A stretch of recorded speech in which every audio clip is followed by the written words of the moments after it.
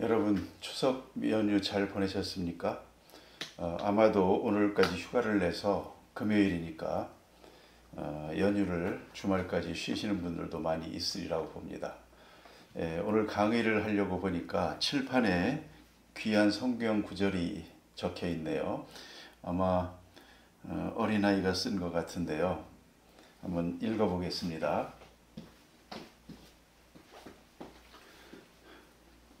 다윗의 시 시편 23편입니다. 유명하죠.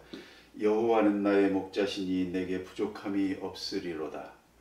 그가 나를 푸른 풀밭에 누이시며 쉴 만한 물가로 인도하시는도다. 내 영혼을 소생시키시고 자기 이름을 위하여 의의 길로 인도하시는도다. 내가 사망의 음침한 골짜기로 다닐지라도 해를 두려워하지 않을 것은 주께서 나와 함께 하심이라. 주의 지팡이와 막대기가 나를 안위하시나이다. 주께서 내 원수의 목전에서 내게 상을 차려주시고 기름을 내 머리에 부으셨으니 내 잔이 넘치나이다. 하나가 더 있는데 6절 읽어보겠습니다. 내 평생의 선하심과 인자하심이 반드시 나를 따르리니 내가 여호와의 집에 영원히 살리로다. 아멘.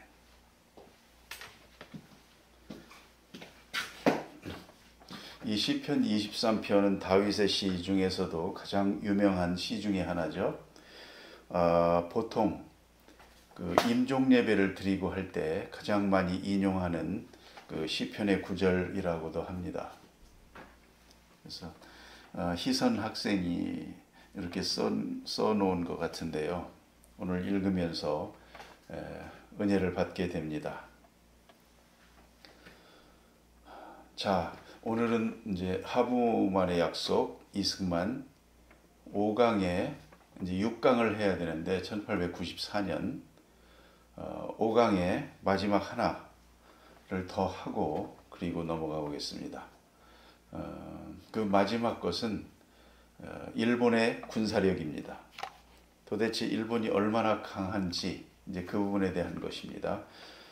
그래서 오늘 강의를 좀 두 파트로 나눠서 한번 진행을 해보겠습니다. 주제는 1881년에 1월에 그 고종이 조사실찰단을 파견을 하는데 이제 그 관련된 보고서와 이제 보고 온 그 내용들 문건 이제 그게 주가 되겠고요. 그에 앞서 시대가 조선 말기의 시대가 어마어마하게 변하지 않습니까? 그래서 그 세상이 변한 것, 유럽의 대항해 시대부터 르네상스, 인문학, 종교개혁, 과학혁명, 이 16세기, 15세기에 이제 있었던 내용이죠. 그리고 이 시기에 조선과 일본의 대응, 이런 부분들을 먼저 살펴보고 진행을 하도록 하겠습니다. 자, 15, 16세기 유럽 대항해 시대, 르네상스, 인문학, 종교개혁, 과학혁명으로 그 키워드를 잡아봤습니다. 우리는 1400년대니까 태종 때부터 세종, 조선 전기에 그래도 가장 화려했던 뭐 전성기라고 볼 수 있겠죠. 조선의 전성기를 가고 있습니다. 성종까지요. 세계사와 기독교사적으로 보면 그 콘스탄츠 공의회, 위클리프 야한후스 화형당하는 그 결정 나오고요. 그 다음에 이제 중요한 그 인류 역사에 가장 큰 영향을 미쳤다고 하는 구텐베르크의 인쇄술, 그게 1445년입니다.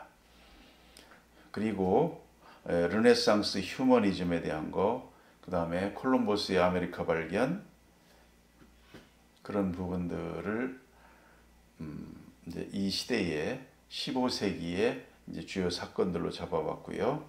그리고 제가 르네상스에 대한 것들, 그 다음에 그 당시에 그 작가들이라든지 철학자들, 에라스무스, 마키아벨리 이런 이제 인물들이 그때 포진하고 있죠. 그리고 기독교적으로 보면 쿠사누스의 니콜라우스, 저에게는 좀 생소합니다만은 이제 그런 분이 있고 가브리엘 비엘 이런 분들이 기독교 관련해서 이제 말한 것들 좀 따와봤습니다. 니콜라우스의 말입니다. 무지의 지식을 통해 신, 즉 절대자를 이해하려는 시도다. 박학한 무지와 간음에 관하여 공동체의 친밀성, 교회의 일치, 가려 계신 하나님 이런 내용들을 말하고 있다고 합니다. 이번에는 가브리엘 비엘은 자신의 능력을 다하여 최선을 다하면 하나님께서 은혜를 베푸실 것이다. 이런 말도 했다고 하고요. 대항해 시대에 대한 그 연대기를 쭉 따와봤습니다. 1415년 앞부분에 포르투갈 보라색으로 제가 표현해 놨죠. 그리고 이어서 스페인 파란색입니다. 포르투갈, 스페인, 그리고 네덜란드, 영국 대체로 이제 이런 순서로 세계사가 흘러가죠. 이제 그런 부분들을 적어놨던 것이고요. 그 다음에 오늘 이제 종교개혁을 해야 되는데 종교개혁 이전에도 이제 12세기의 발데스와 14세기의 위클리프와 이안 후스 여러분이 잘 아십니다. 그들의 이제 종교개혁의 단초를 제공한 그런 내용들이 있었죠. 제가 AI로 그 부분을 정리해 봤고요. 1500년대 16세기로 넘어갑니다. 아주 중요한 사건들이 있죠. 우리나라에는 중종 때입니다. 중종하면 유명한 그 조광조가 있고 문정왕후 20년 치세가 있죠. 그래서 대윤, 소윤 나오고 그 앞에 이제 연산군 있고 이렇게 나오죠. 그럴 때 서양에서는 이제 종교 개혁이라는 거대한 변화가 있습니다. 마틴 루터가 1517년 95개조 반박문, 그래서 독일 기독교 귀족에게 고함, 기독교인의 자유 이런 책들도 쓰고 그래서 십자가 신학과 파이브 솔라스라고 있죠. 오직 스크립, 솔라 스크립토, 솔라 글로리아 이런 거 있죠. 오직 말씀으로, 오직 그리스도로 그런 내용들. 그 다음에 이제 중요한 것, justification by faith, 믿음으로 의롭다함을 얻는다. 이게 그 아브라함에도 나오고 창세기에서 그 다음에 바울이 로마서에서 정리를 해놓고 있죠. 그 다음에 또 이제 마틴 루터의 말, honest to God, 하나님 앞에 정직, 그리고 만인 제사장 이런 개념으로 독립운동, 종교개혁을 진행을 합니다. 그의 영향을 받은 영국의 토머스 크랜머라는 그 성공의 주교도 있고요. 그 다음에 이쪽 스위스에서는 프랑스 스위스 쪽에서는 츠빙글리와 존 칼빈 이렇게 나오죠. 제가 칼빈, 루터와 칼빈의 사상들을 오른쪽 왼쪽에 간략하게 적어놨으니 이건 참고하시면 되겠고요. 루터의 구원론은 justification by faith인데 죄와 사망과 사탄과 율법과 진노로부터의 자유를 루터는 이제 구원으로 보는 것입니다. 그리고 존 칼빈, 장 칼뱅, 대표적인 신학자라고 칭송되고요. 어거스틴과 아퀴나스를 능가하는 신학자라고도 이제 칭송을 하고 있습니다. 그가 지은 세네카의 관용론 주석 굉장히 뛰어나다고 하죠. 그 다음에 4년 후에 1536년에 기독교 강요, 그리고 그에 따라서 제네바 개혁을 한 너무도 유명한 책을 그 이후에 개신교인들이 두고두고 신앙생활에 지침이 될 유명한 책을 쓰게 됩니다. 루터와 츠빙글리가 종교개혁의 불을 지핀 점화를 했다고 하면 칼빈은 그 점화된 그 불길을 아주 체계적으로 잘 잡아서 신학화한 이제 그런 공이 있다고 하죠. 그래서 그 종교개혁 때까지의 위대한 그 교부 신학자를 치면 말씀드린 어거스틴과 이제 4세기 때죠. 그 다음에 13세기의 토머스 아퀴나스, 그 중세 말기죠. 그리고 존 칼빈을 꼽습니다. 이때 코페르니쿠스의 과학혁명이 또 나옵니다. 그의 별명을 지구를 움직이고 태양과 하늘을 멈춘 사람 이렇게 말합니다. 제가 존 칼빈의 연대별 주요 저작을 따와봤습니다.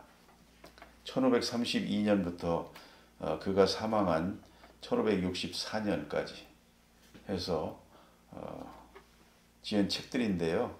그 관용론 주석에 대한, 그러니까 칼빈도 그 고대 그리스 헬라 철학을 이제 많이 알고 있죠.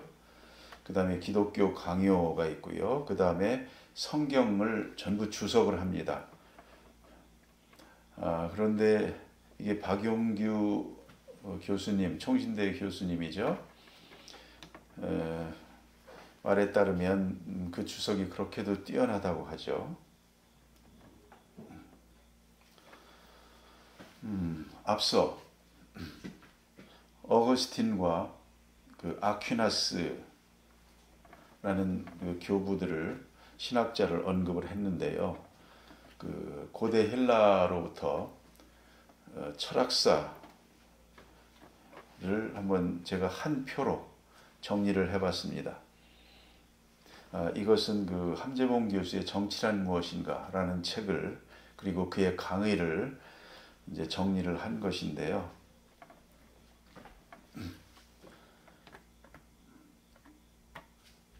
고대 그리스의 비극 있죠. 아이스킬로스와 소포클레스, 유리피데스. 그 다음에 고대 그리스 문명의 아주 특징 중에 그 민주주의 정치의 탄생을 들고 있죠.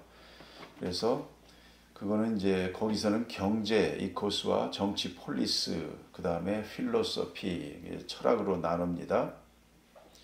그래서 경제는 노동에서 잉여를 창출하고 여가가 생기면 폴리스에 가서 정치를 한다. 이렇게 개념이 잡히는 겁니다.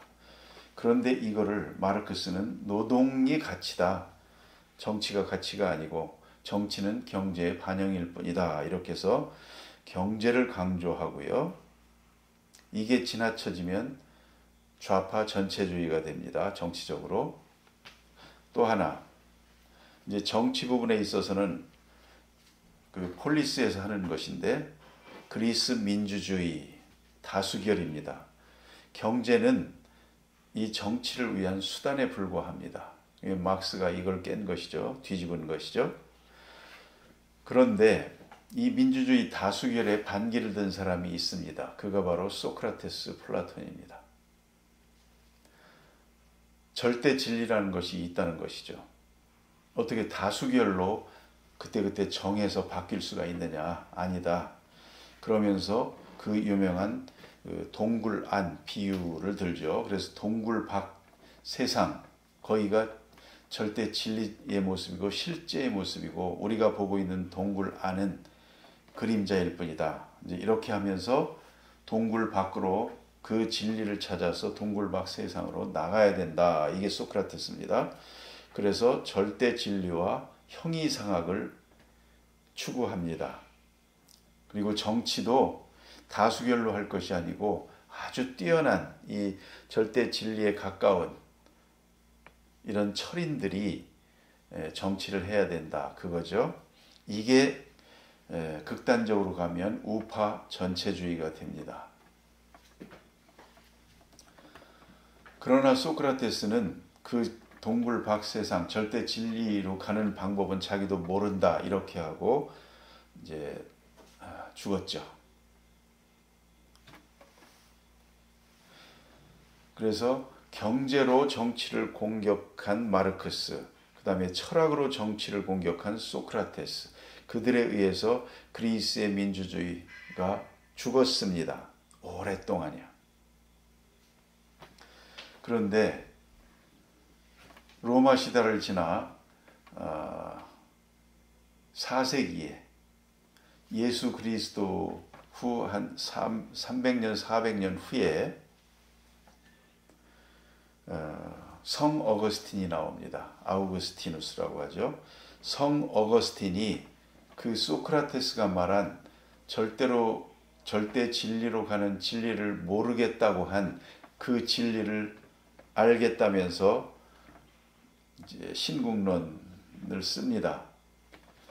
그 절대 진리로 동굴밖 절대 진리의 세계 형이상학을 추구할 수 있는 그 길이 있다.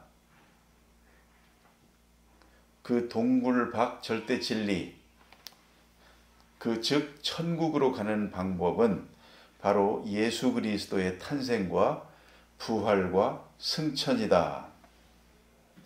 이렇게 어거스틴이 정리를 합니다. 철학과 신학이 이제 접합되는 것이죠. 흔히 기독교를 말하기를 히브리 원재료를 가지고 헬라 철학이 요리를 해서 로마의 정치가 이제 세계로 마케팅한 전파한 종교다 이렇게도 말을 하지 않습니까? 이제 그 의미를 조금은 알 것 같습니다. 그래서 그 철학이 추구하는 그러나 몰랐던 절대 진리를 예수 그리스도가 바로 그 길이다. 그런 거로 우리는 그리스도의 삶을 쫓아가기만 하면 천국에 이를 수 있다. 이렇게 되는 것이죠. 하여튼 제가 이해한 정도 수준에서 말씀을 드리는 겁니다. 그리고 이거를 이제 13세기에 거의 뭐 800년, 900년 후죠. 어거스틴보다 토마스 아퀴나스가 나와서 이제 신학대전을 쓰면서 이제 그거를 완성을 하고 이렇게 되죠. 그런데 이제 어거스틴과 아퀴나스의 차이가 누가 구원을 받을 수 있는지는 하나님만 아신다. 인간은 모른다가 어거스틴이고 인간이 알 수도 있다가 아퀴나스랍니다. 자, 이렇게 해서 이제 중세 1000년이 지나갔습니다. 1500년대에 이제 루터가 종교개혁을 하게 됩니다. 그런데 이 시기에는 대항해 시대요. 그래서 신대륙도 발견하고 우리가 전혀 모르던 원주민들의 삶이라는 것도 보게 되고 과학이 또 발견이 되고 이성 계몽주의, 그 다음에 산업혁명이 뒤에 이제 일어나고 이제 이런 시대 변화가 있으면서 그리고 중세 가톨릭 교회의 면제 판매라든지 그런 부패상을 보면서 이제 교회의 권위가 약화가 됩니다. 그리고 절대 군주가 등장을 하게 되죠. 그러니까 절대 진리를 찾아가는 방법이 있고 그게 그리스도라 하는 믿음으로 1000년을 이제 지냈는데 이런 그 교회의 타락과 그 시대의 변천 이런 걸 보면서 과연 그런가? 이제 그 믿음에 그게 흔들리기 시작을 하는 겁니다. 이런 시대 변화와 함께 그래서 이제 교회의 권위가 약화되고 절대군주가 등장하고 또한 사회적으로 중세 봉건제가 붕괴되고 상업과 시장 경제가 이제 발달하는 이런 상황. 그래서 한편으로는 르네상스가 이제 나오죠. 고대 그리스 문명의 회복. 그러나 여기서는 이탈리아 르네상스는 그리스 문명의 아름다움, 이걸 아폴론적 세계관이라고 합니다. 질서, 조화, 균형, 이것이 아름다움이라는 것이죠. 이걸 찾았습니다.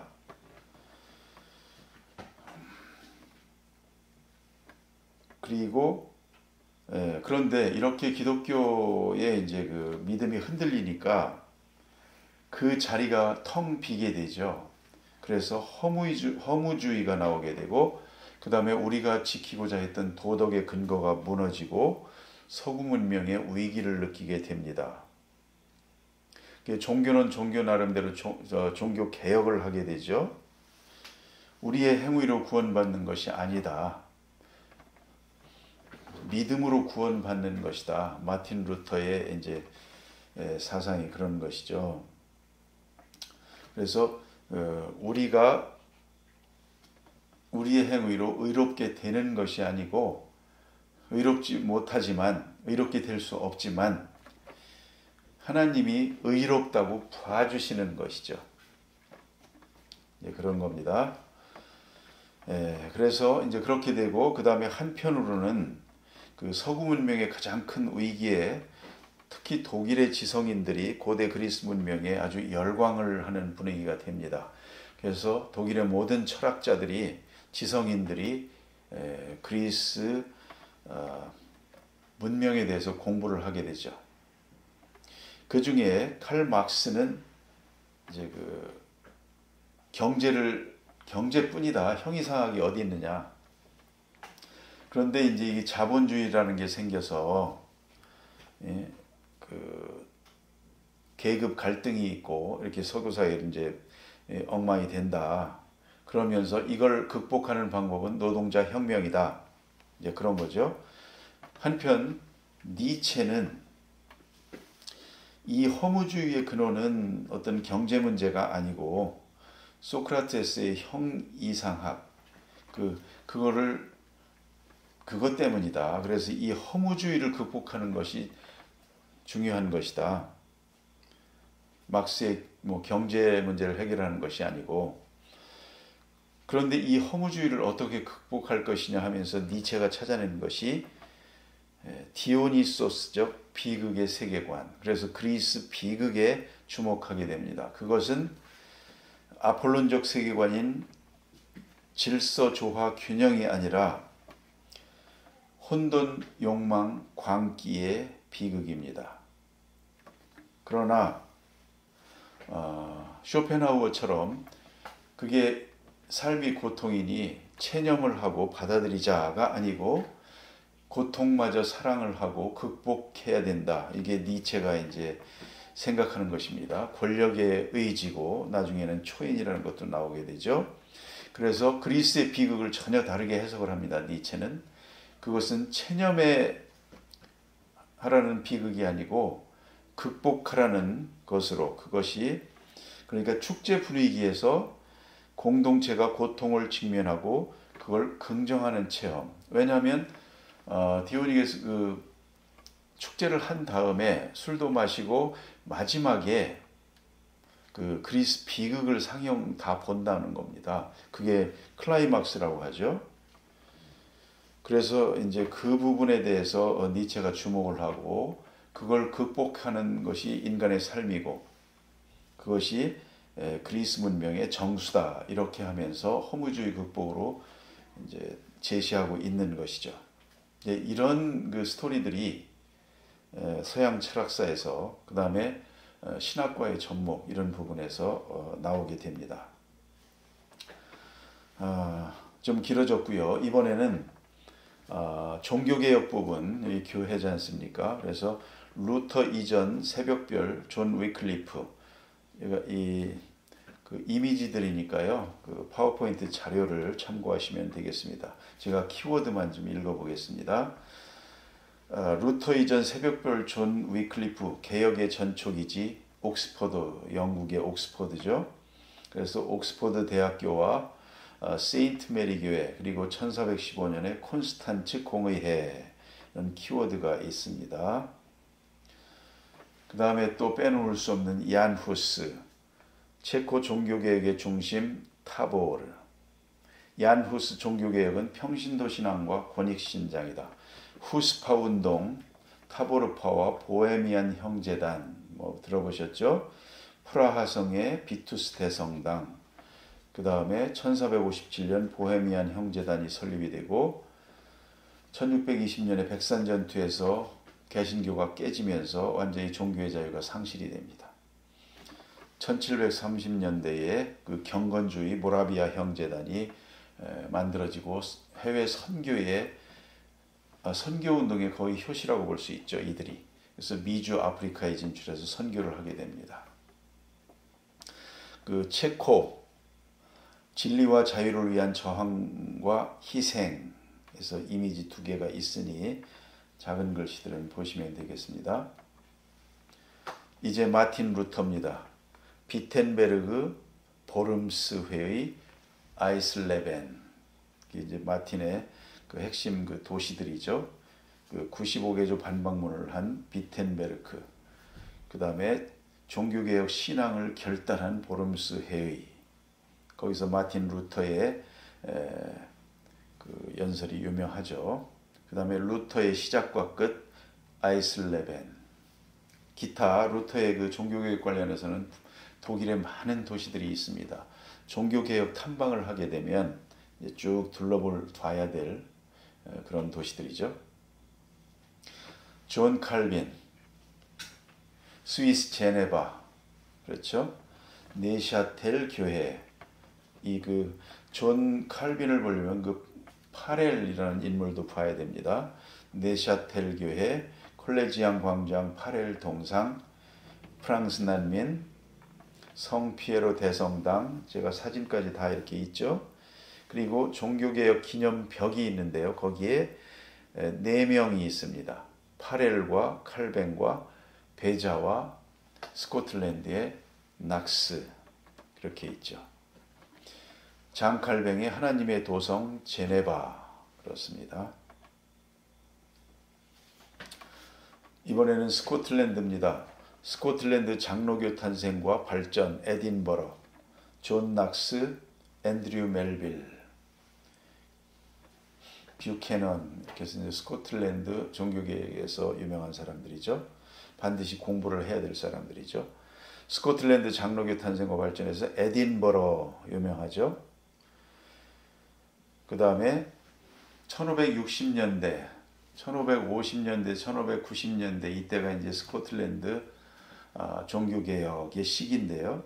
세인트 자일스 대성당 기억해야 되고요. 그 다음에 그레이 프라이어스 커크, 이런 부분 저도 좀 생소합니다만 그런 키워드를 따와봤습니다. 이 부분도 공부를 해야 되겠습니다. 특히 우리나라에 장로교가 많고 그 다음에 생명의 빛 교회도 장로교 아닙니까? 그러면 스코틀랜드 장로교를 반드시 봐야 됩니다. 그 다음에 프랑스의 종교개혁 있죠. 위그노, 메오 개혁운동 지지, 신앙의 자유를 향한 투쟁과 관용의 씨앗, 파리 가톨릭 연맹의 무장행렬, 파리가 가톨릭이 굉장히 세죠. 개신교 탄압이 심했습니다. 벽보 사건으로 많은 개신교인 죽이고요. 위그노가 성 바돌롬의 축일 대학살, 유명하죠. 아주 비극적인 사건이 위그노에게 발생을 합니다. 1598년에 낭트 칙령을 발표해서 종교의 자유를 회복시켜 줍니다. 프랑스에서도 이제 최초의 개신교회가 설립이 되고요. 프랑스의 신앙 고백이라는 것도 만들어지고, 그 다음에 1562년부터 98년이면 몇 년입니까? 거의 40년간을 종교전쟁을 치릅니다. 그러나 결국에는 프랑스는 가톨릭 국가가 되고 개신교는 이제 발을 못 붙이고 위그노들이 해외로 난민으로 이주하게 되죠. 그 과정이 또한 대단합니다. 종교박해 피해 유럽 각지로 이주한 위그노, 그들이 어떤 활약을 했는지 한번 볼까요? 17세기 직조 산업을 일으킨 위그노들, 그렇습니다. 런던 스피탈필즈 데니스 세버의 집, 그 위그노 디아스포라를 잠깐 볼까요? 이들은 상인들이 많습니다. 아주 중요한 겁니다. 그래서 남프랑스, 보르도, 디에프 이런 데에서 유럽 각지로 다 퍼져나가는 것입니다. 제가 그 퍼져나간 경로 이거를 나열을 해봤죠. 한번 보시면 되겠고요. 이들이 또한 네덜란드로 가서 증권거래소에 활기를 불어넣습니다. 네덜란드는 어떤 도시입니까? 콜럼버스가 아메리카 대륙을 발견하러 가도록 허락한 스페인의 여왕 이사벨라 여왕이 있죠. 이베리아 반도에서 이슬람 세력을 몰아내고 가톨릭을 국가를 세우고, 그리고 마침내는 이슬람 세력, 가톨릭 이외의 종교인들을 다 쫓아냅니다. 개종하지 않으려면 나가라. 거기서 이슬람 세력이 나가고, 그 다음에 또 하나 중요한 유대인 디아스포라, 세파르딤 주들이 나가게 됩니다. 이들이 또한 상업에 종사했죠. 그래서 이들이 네덜란드로 이주를 하게 되고, 그 이후에 네덜란드에 가서 동인도 회사 만들어서 어마어마한 부를 네덜란드로 가져가고, 그 당시에 네덜란드 전성시대를 만들죠. 그리고 네덜란드에 세계 최초로 주식회사도 만들고 증권거래소도 만들고, 오늘날 이런 그 금융시장의 토대가 되는 것들을 이때 스페인에서 쫓겨난 그 유대인들이 네덜란드에 와서 이제 만드는 것이죠. 그 동인도 회사의 주주의 90% 이상이 그 주 유대인들이었다고 하죠. 이 개신교에서는 이제 후에 위그노들이 이렇게 프랑스에서 가톨릭화하면서 개신교들이 다 위그노 상업에 종사하던 위그노들이 밖으로 나가고 프랑스는 농업국가가 됩니다. 강대국이 되질 못해요. 그래서 이 이후로 프랑스는 영국을 아마 거의 한 번도 못 이기죠. 전쟁할 때마다. 그래서 영국에 이제 채여서, 그전에는 영국이 오히려 프랑스를 본받았죠. 그게 이제 역전이 됐는데, 이런 그 역사적 배경이 역할을 한 것입니다. 그래서 이 위그노들이 암스테르담에 가서 국제무역 상업 네트워크를 강화하고 이렇게 됩니다. 그러니까 네덜란드 총독도 이제 위그노 난민을 수용하고 이렇게 되는 것이죠. 그래서 네덜란드가 아주 그 번영을 하게 됩니다. 전 세계 무역 선의 3분의 2 반 이상이 네덜란드 배였다면서요. 이렇게 이제 그 경제가 커집니다. 또 위그노가 영국 산업 발전에 기여를 합니다. 과학자 데니스 파팽이라는 사람이 유명하고요. 영국의 군대, 금융, 의학, 과학 발전을 이끕니다. 위그노 부대가 영국을 위해서 9년 전쟁에서 활약합니다. 카제노프라는 회사는 영국 내 대표적인 증권사고요. 이게 다 위그노입니다.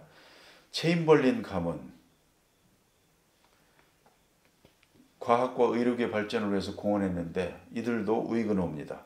그 다음에 스피탈 필즈, 소호라는 것이 정착이 되는데, 여기서 작은 공장에서 비단 직조하고 시계 제작하고 은세공하고 무기 제작하고 영국의 산업을 일으키게 되는 것이죠. 독일입니다. 빨간 양말이 번영을 가져왔다. 경제 부흥에 기여합니다. 위그노들이 어느 분야에서 직조, 제지, 인쇄 기술을 전파합니다. 위그노의 붉은색 실크나 울 양말이 귀족계층의 인기가 있었답니다. 또한 이들은 군사적 전문성이 있었답니다. 그 슌베르크 공작이라는 사람이 있었고요. 그 위그노 난민들 다수는 훈련된 군인, 장교, 용병 출신이었답니다. 그래서 브란덴부르크와 프로이센이 유럽의 강국으로 부상하게 되는 계기가 됩니다. 이미지들을 한번 참고하시고요. 스위스 빼놓을 수 없습니다. 시계 산업을 태동한 창업 세대 위그노들의 역할입니다. 칼리버 시계 설계 혁명, 제네바 출판 면직 시계 제조 금세공이 발전하게 됩니다. 위그노 귀족이 외교 행정 교회 조직의 핵심적 역할을 합니다. 드래곤 나이드라는 게 있었답니다. 러시아까지 갑니다. 의료, 군사, 예술, 공예, 건축 등에 영향을 미칩니다.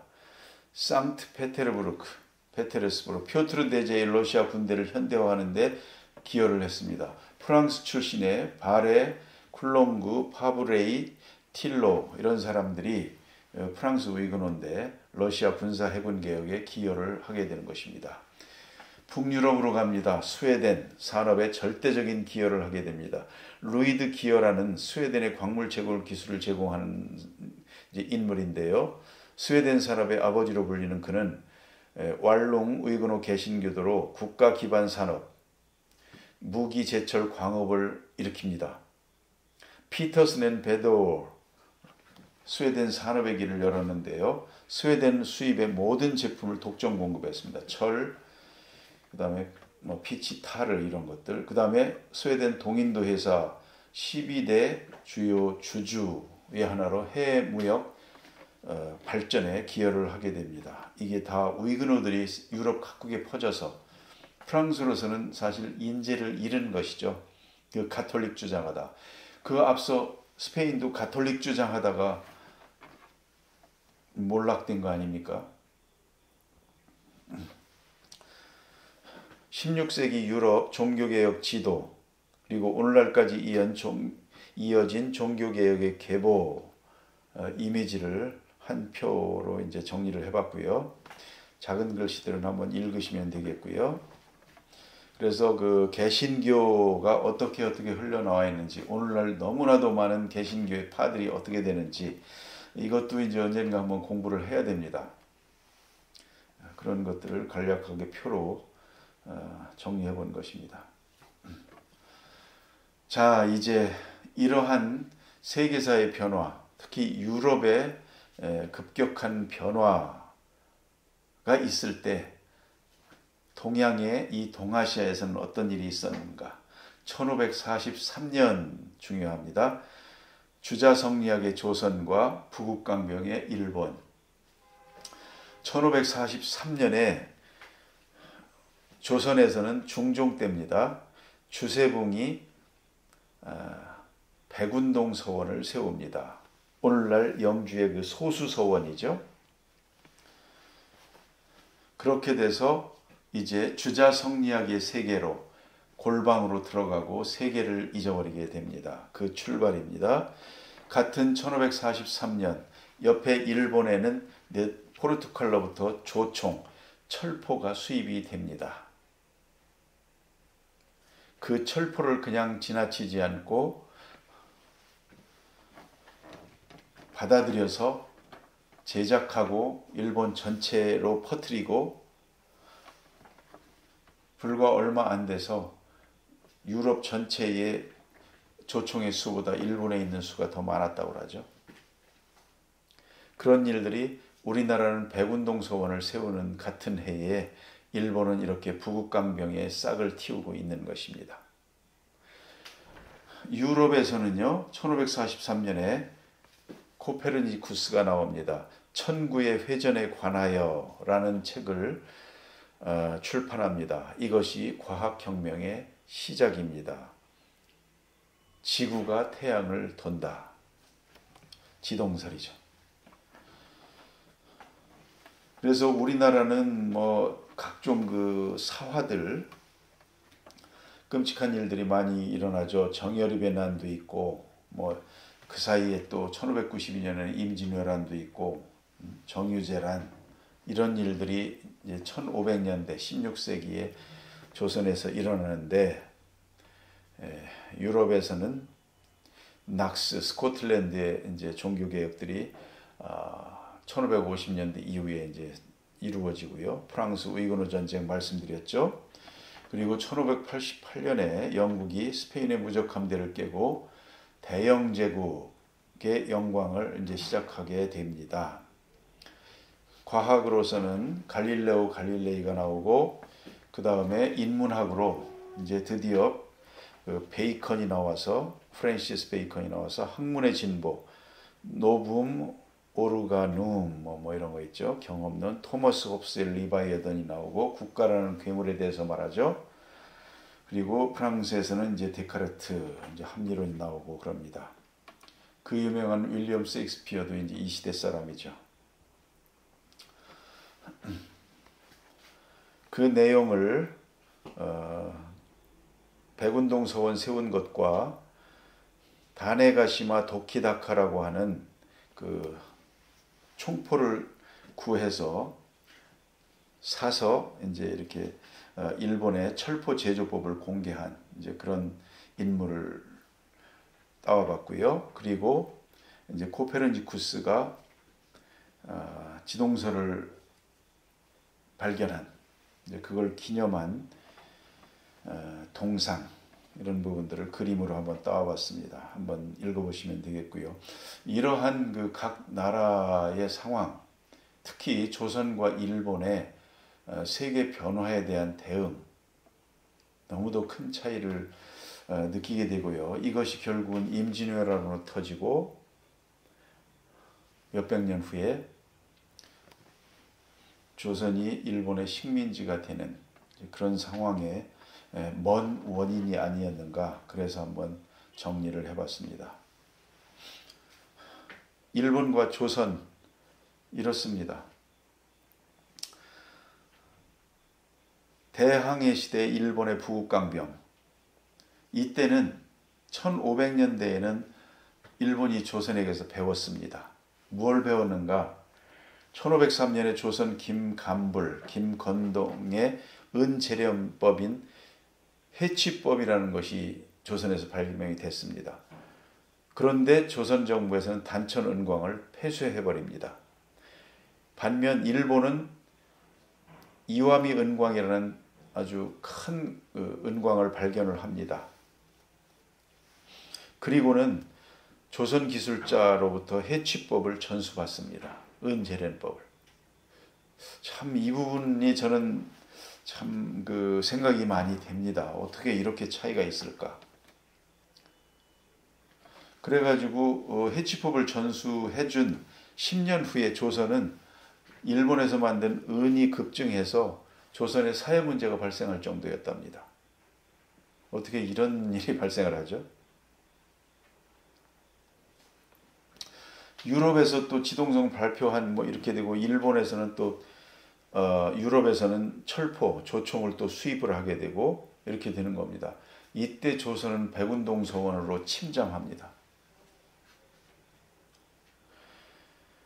일본이 친절하게도 1555년에 평장친이라는 조총 제조술을, 그 사람이 이제 기술자였다고 하는데, 이거를 가지고 와서 귀화를 요청합니다. 그런데도 명종 때의 대신들은 조총 생산 요청을 거부합니다. 임진왜란이 터졌죠. 이번에는 조선 도공이 납치됩니다. 사가번에 정착하고 그 도공 중에 이삼평이라는 인물이 있었고, 그가 만든 아리따 자기를 개창하죠. 그 자기가 17세기에 네덜란드가 독점 계약이 이제 난학을 또한 수입을 하는데, 이게 나중에 가서 유럽에서 파리 만국 박람회에서 아리따 자기가 아주 인기리에 완판이 됩니다. 그 돈을 엄청나게 벌었죠. 그 돈으로 사가번에서 네덜란드에 군함을 발주합니다. 이게 도대체 어떤 일입니까? 이게 조선에서는 도대체 어떤 일이 벌어지고 있습니까? 그렇게 가서 메이지 유신 근대화 부국강병으로 이어지는 겁니다. 그러나 일본이 이렇게 그 은과 뭐 자기 이런 부분으로 해서 이미 임진왜란 당시에도 세계적으로 부국이 됐다고 하는데요. 그러나 그럼에도 불구하고 영국의 거대한 산업혁명이 지나면서 일본은 처음부터 다시 배워야 됐습니다. 그래서 이와쿠라 사절단을 꾸며서 2년 가까이 다니면서 전 세계를 다 배우고, 그리고 메이지 유신을 하고 세계적인 강국으로 근대 국가로 발돋움하게 된 것이죠. 마침내는 1910년에 조선을 강제 병합하게 됩니다. 만주국도 세우게 되고요. 세계 제국으로 확대돼서 급기야는 미국에까지 도전을 하고, 이게 일본의 역사이죠. 그 같은 세월 동안 우리 조선은 어땠습니까? 성리학에 빠져서 다른 건 배우지도 않고 망한 나라 명나라에 의해서 소중화라고 외치면서 이 국가의 목적이 무엇인지를 다시 한번 생각해 봅니다. 그것은 명백히 부국강병이죠. 국민의 재산과 생명을 보호하려면 부국강병, 무슨 학문을 발전시키는 것은 한 부분이죠. 그게 국가의 근본적인 목적이 아니죠. 그 부국강병을 일본은 제대로 잡은 것이고, 그리고 그걸 위해서는 어떻게 해야 된다는 길을 찾아가는 것이고, 조선은 그렇지가 않았죠.